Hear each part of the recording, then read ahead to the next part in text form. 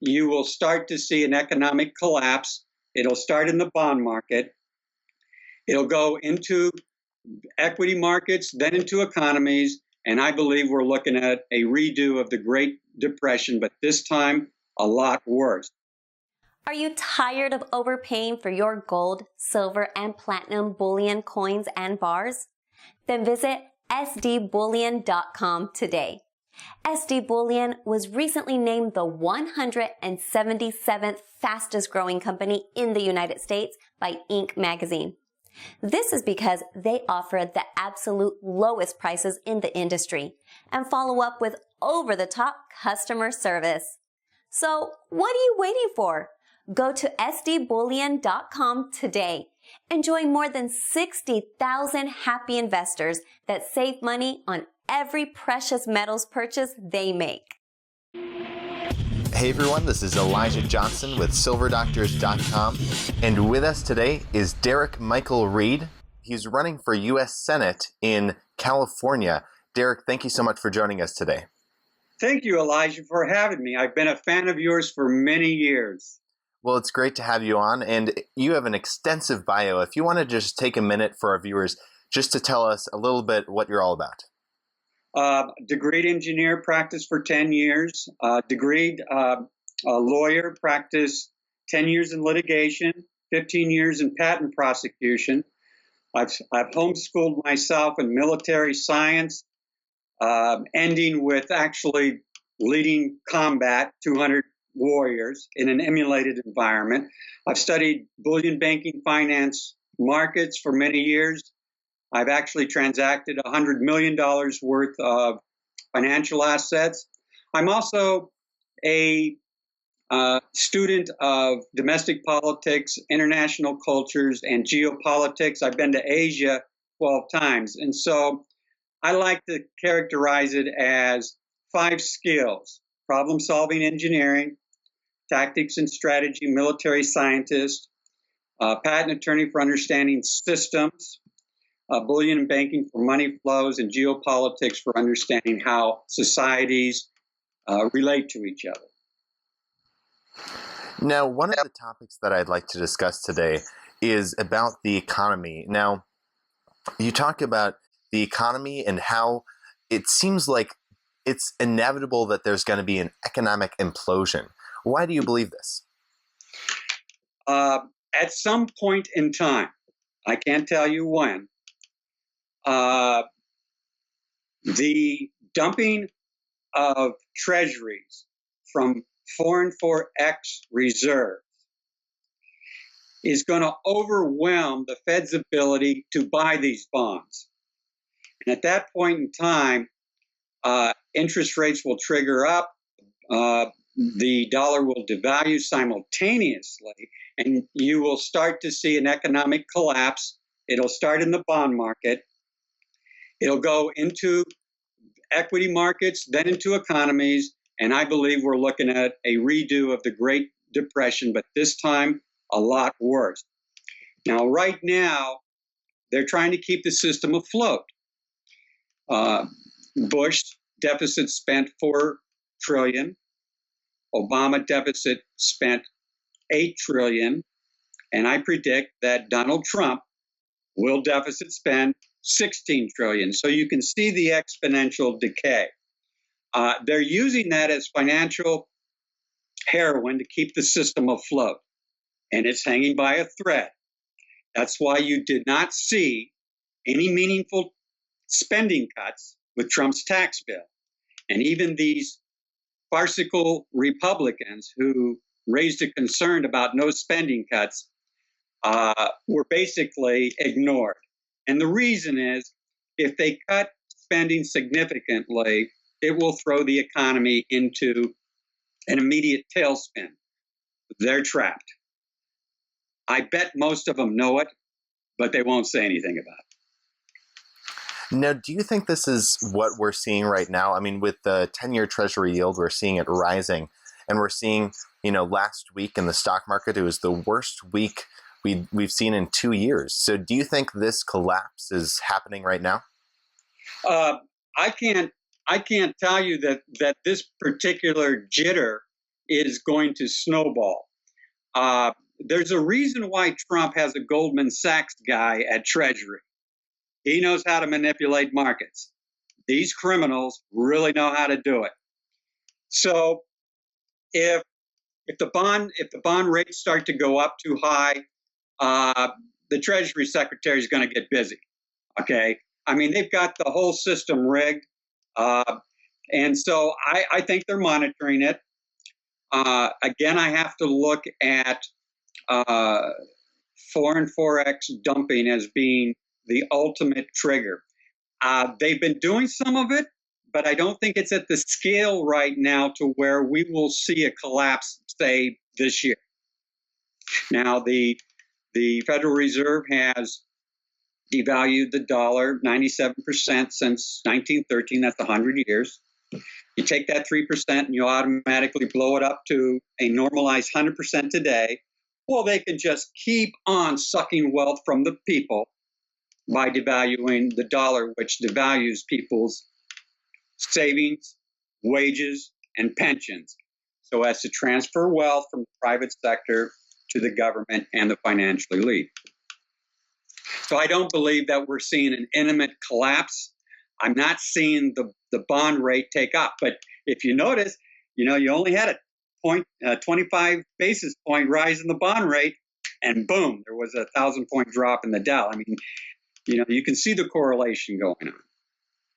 Definitely. Now, you talked about how basically the government and the Fed are going to try to manipulate the markets, and they already are. What is the mechanism by which they do that?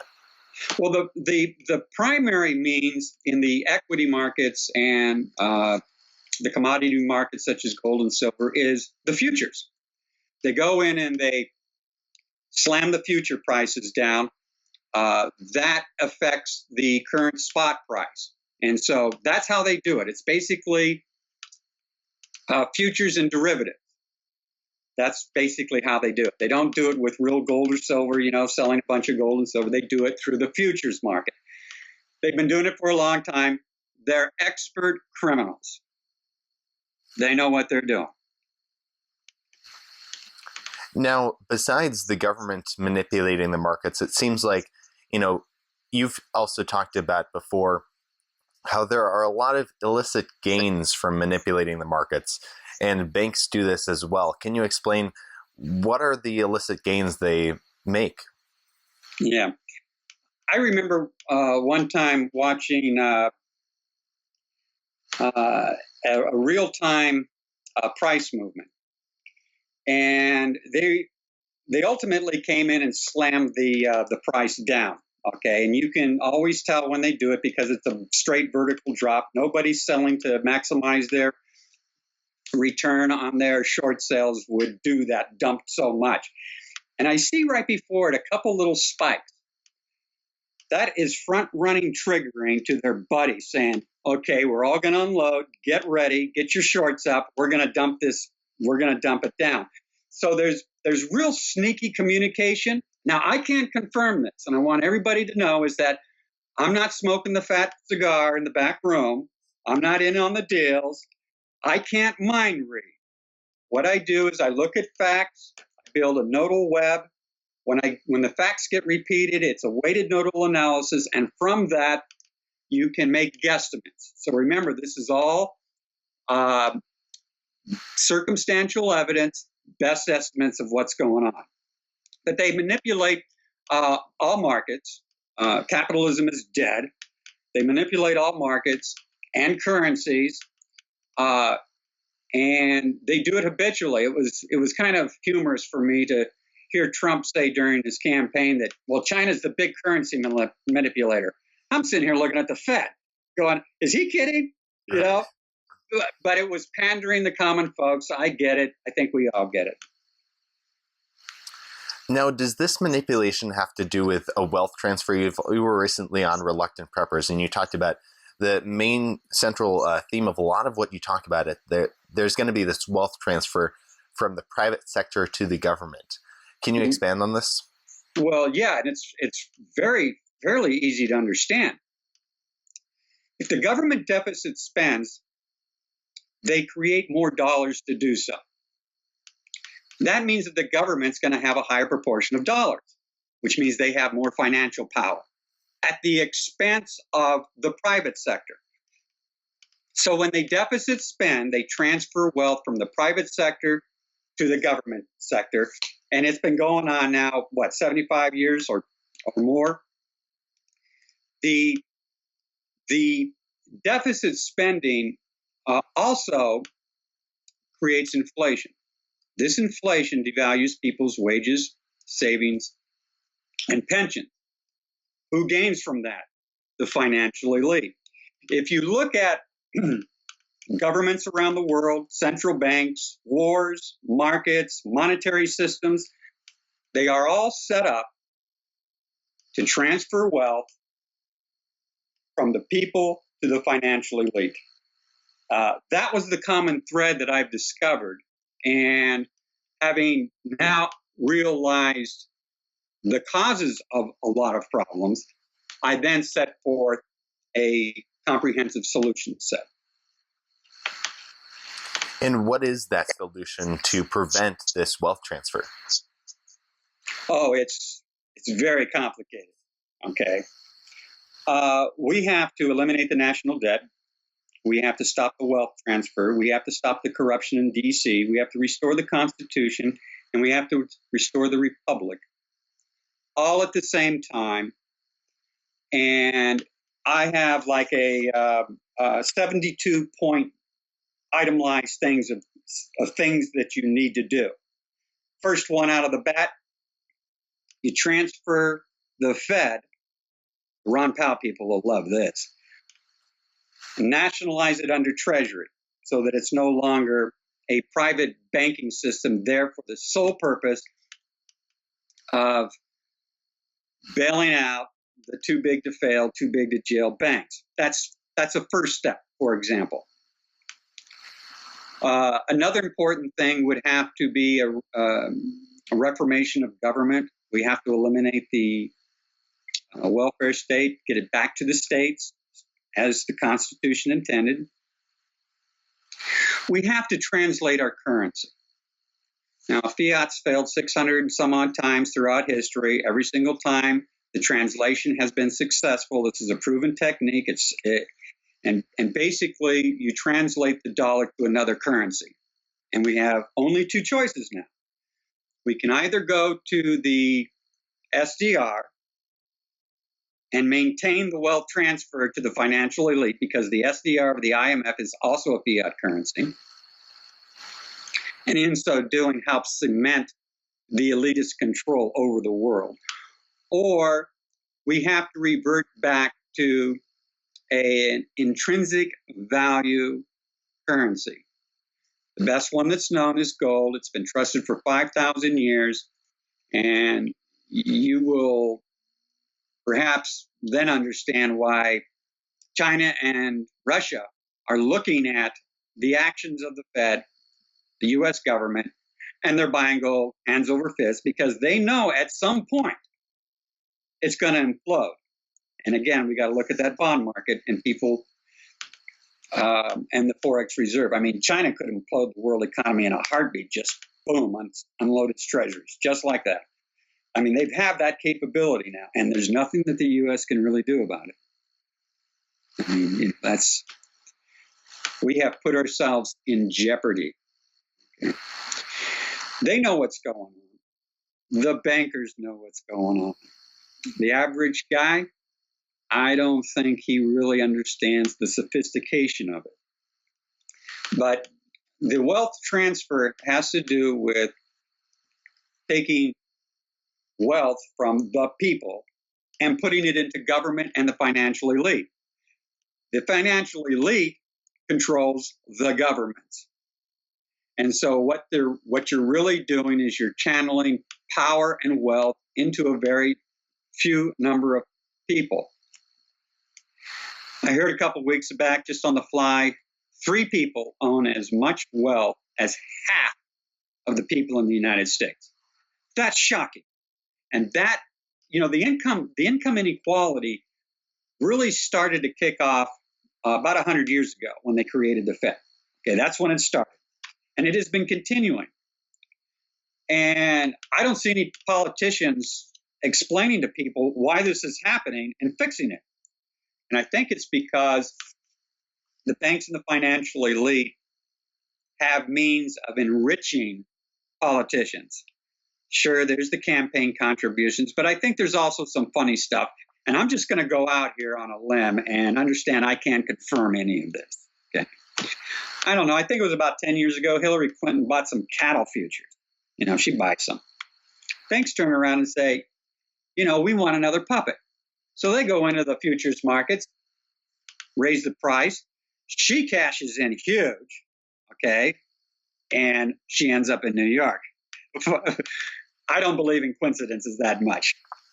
And it's there's all kinds of means that they can do it behind the scenes that people just aren't aware of.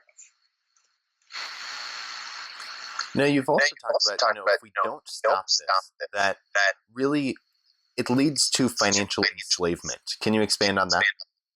Well, right now, the people are enslaved. I mean, you are either a tax mule, a perpetual debtor, probably both, or a state dependent. You are enslaved. You are enslaved to government handouts, or you're enslaved to the IRS. I mean, if you look at property taxes, sales taxes, income, you add it all up, and I think you're up like around 70% of really what you make. And it is enslavement, and it's been going on for a long time. Okay, and that's really nothing new. The big problem, though, is that after they gutted our manufacturing, there's the job market just isn't really there. I know Trump heralds the stock market. Well, that's just nothing but easy money manipulation. That's a dead one. The BS comes out with their propaganda all the time. Okay. The Trumpers are over there going rah, rah, and I'm sitting here going, yeah, right. It's an illusion. The government there always tries to make itself look good. They want calm. They don't want so much rioting and stuff. And so you have that aspect of it. Wages have been pretty much stagnant. They gutted our manufacturing. Good jobs aren't there. They, when I say they, mostly the Fed, the FOMC, Exchange Stabilization Fund, Treasury Secretary. They create serial bubble after serial bubble after serial bubble because when you get large price actions, the financial elite can make out real big. Now, when you make out real big in the stock market, you're not creating wealth. You're simply transferring wealth from somebody else to your own pocket, okay? You gotta make stuff to create wealth. And they absolutely destroyed our manufacturing base. My family comes from the tool and die industry, and I, as a young teenager, just block after block after block of hustling machine shops with all kinds of milling machines, making all kinds of tools for mass-producing products. It was good, and if you wanted a good job, you could get a good job, Auto was king. We had great manufacturing. I feel so sorry for these millennials because the job market isn't really there. Now, they count 4.2%, and that's great as long as you don't count the unemployed. I go by corporate revenues and labor participation. All the other stuff to me is just adjusted models to make them look good, so I don't go there. So these millennials are looking at being enslaved to government, having their wealth transferred, whatever wealth they do have. There's very few good jobs for the number of people that really want them. House prices are totally out of sight. They can't get married, afford to start a family. It's just a really pathetic thing. And for the millennials, my heart goes out to you. I'm sorry, but the government did it to you. Okay? And that's just the way it is. Now, you're running for U.S. Senate to actually try to fix some of these problems. But for people who aren't, involved in government and maybe, can't make a direct impact, how can they protect themselves from what's coming? Well, buy things. Buy things. Property, even cars. And the wealthy know this too. Look at the art, the price of art. It's going through the moon. Why? They can see what's happening. They got a lot of intelligent people working for them, so they buy things. They buy things of value that's going to retain value. For us little guys, pick up a silver coin or two every now and then. Become your own central banker. Try to have your own little nest egg. See, when you've got a silver dollar in your pocket, you're free from the printing press, and that's freedom. Gold and silver are freedom. It's freedom from government and the economic, financial machinations of the financial elite and government. That's the only thing that I can really recommend. A couple of coins, whatever you can afford, maybe 5% every week or something. Just keep going with it. After a while, you build up a little nest egg if worse comes to worse, and it will come. It's just a matter of when. That's probably the simplest thing. The recommendation is simply buy things that retain their wealth, their value, not their price, but their value. How many loaves of bread can this thing buy? So you put it in terms of wealth, not price. Now, how bad do you see the economy getting? Because some people, you just talked about at the beginning of this interview how you see it being worse than the Great Depression. Some people have talked about the supply chain, getting all disrupted. How bad do you think it'll get? Oh, if it goes down, it will be a lot worse than the Depression because of the fact that, first of all, high tech is usually the first thing to go. It's most susceptible when there's a collapse because you got to be able to repair the stuff, keep it maintained. If the economy goes down, that's not going to happen that much. People are not on rural farms. We're all independent. We're specialists these days. So the cultural logistics are set up for a huge fall. Okay, and yes, the distribution chain would fail. And you could see riots at grocery stores. I mean, look at what's happening in Venezuela right now. 600 people migrated into Colombia when their economy collapsed. And it's just basically the same thing. They overspent it and their currency trashed. And I've heard reports of cannibalism, believe it or not. I mean, this is wild. It can get dangerous, and it can happen here. Now, in government, they're watching it, they're monitoring it. And like I said, if Trump deficit spends $16 trillion, he'll keep the financial injection going, and it can be sustained until it's no longer sustained. And for that, you're going to have to look at the bond market. It'll be a trigger. You will probably see a big move in the bond market to the downside, and then you're going to have about 2 months, maybe, to be able to adjust really quick. Start stacking up on dry foods and waters, and get prepared like the preppers do, because it's going to be survival. I think it can be that hard. Now, they'd mobilize the army to help transport foods, and they would start giving priorities to gas truckers. I mean, they can mobilize and try to soften the blow. Let's hope it doesn't get to a riot, cannibalization, situation. But it's going to get bad. It'll get bad. The unemployment, which is probably depends upon how you calculate it, of course. There's different methods. It's probably upward of 20% right now. Trump's tooting his horn and instilling confidence in the people. I think it's a good thing. I don't really fault him for that, and he's making hay. But at some point in time, you got to get honest with people, and you got to sit there and say, look, there's a potential for this, and you should be prepared.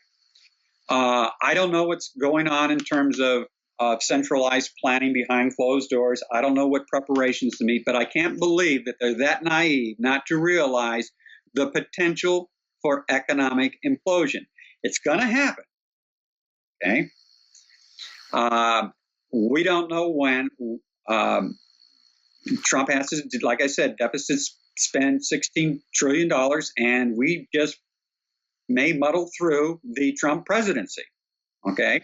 But there is the potential for the fall, a hard fall, a big fall. And so keep your eye on the bond market. There's your clue. And as for what the government will do once this collapse happens, like they say, the quote is, never let a good crisis go to waste. So do you see attempts to take away our liberty because of this crisis? No. I'm going to get a call from the President of the United States and say, Derrick, it happened exactly as you said. We need to fix this. Come over here to and advise the President on how to fix it. Congress doesn't know what to do. They're like deers in the headlights. They don't have no clue how to fix it. I do. I have right now, like a 70-point list of things that we do. Okay. And they're all individually fairly simple. But in order to do this, we need that crisis. Because with Congress sitting fat and happy, getting their campaign contributions, and other types of rewards for public service, they're not going to move. And they're in party power mode, as they've been for the last 20 years. It's not about the country. It's all about political party power. And you have the farcical conservatives on one side versus the progressive fascists on the other side. There's no such thing as the Republican Party or the Democrat Party, okay? These are farcical conservatives and progressive fascists that are pandering the people for political power. They are Republican. You see, when I think of Republican, or the Democrats, I go back, when I was a teenager.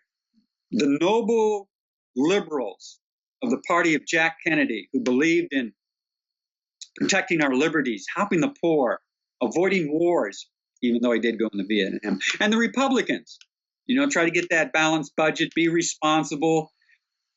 That isn't with us anymore. That's long gone.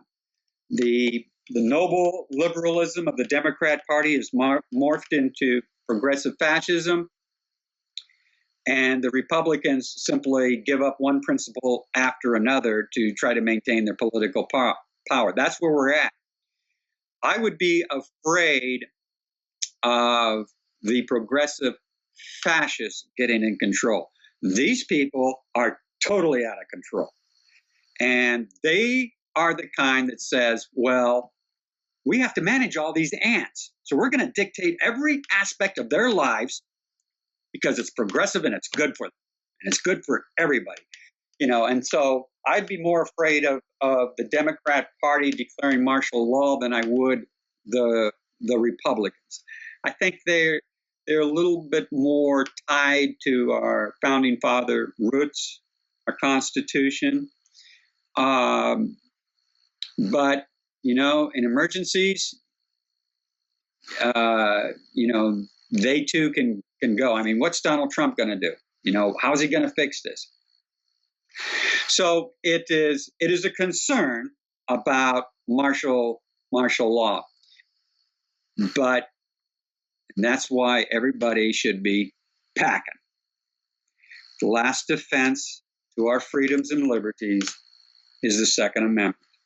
All true patriots should be packing. Don't take your guns to town. Keep them at home, but have them in case you need to defend our national freedom and liberty from absolute totalitarian lockdown in DC. And with the potential of economic implosion, the possibility of that is a little bit more higher today than it was, say, 30, 40 years ago. All right. Well, Derrick Michael Reid, thank you so much for joining us today. Before we let you go, did you want to share with the viewers where they can find you online, where they can support you if you're there, if they live in California, and any last thoughts you'd like to add? Only that I'm basically an unknown. If anybody could send me emails regarding some newspaper people, radio talk shows, or alt media such as yourself, Elijah, that would be greatly appreciated. I believe I can win if I get publicity. Okay? That's what I need. I need publicity.